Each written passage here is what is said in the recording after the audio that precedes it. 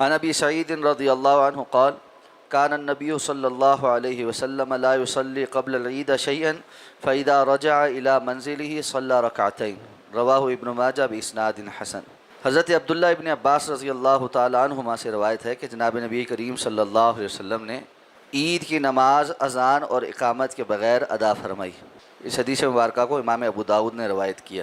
حضرت ابو سعید خدری رضی اللہ تعالیٰ عنہ بیان فرماتے ہیں کہ جناب نبی کریم صلی اللہ علیہ وسلم نماز عید سے قبل نوافل میں سے کوئی نماز نہ پڑھتے تھے، پس جب آپ صلی اللہ علیہ وسلم نماز سے فارغ ہو کر اپنے گھر واپس پہنچتے تو 2 رکعت نماز ادا کرتے تھے۔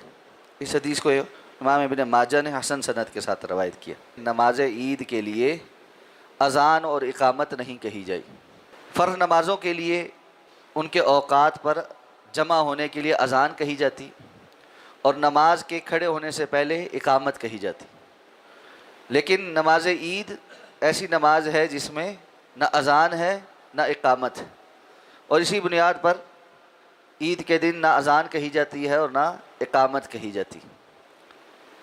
اسی طرح آپ صلی اللہ علیہ وسلم کی وہ حدیث مبارکہ کہ آپ صلی اللہ علیہ وسلم عیدگاہ میں نماز سے پہلے اور نماز کے بعد کوئی نماز نہیں پڑھا کرتے تھے، نوافل وغیرہ نہیں ادا کرتے تھے۔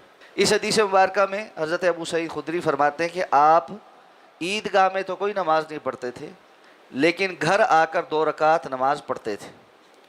تو یہ بھی مسنون عمل ہے کہ عید کے دن بندہ نماز عید سے فراغت کے بعد جب گھر آئے تو پھر آ کر 2 رکعت نماز ادا کرے، اور یہ جو عام طور پر اشراق ادا کرنا ہے اس کے قائم مقام ہو جائے گی۔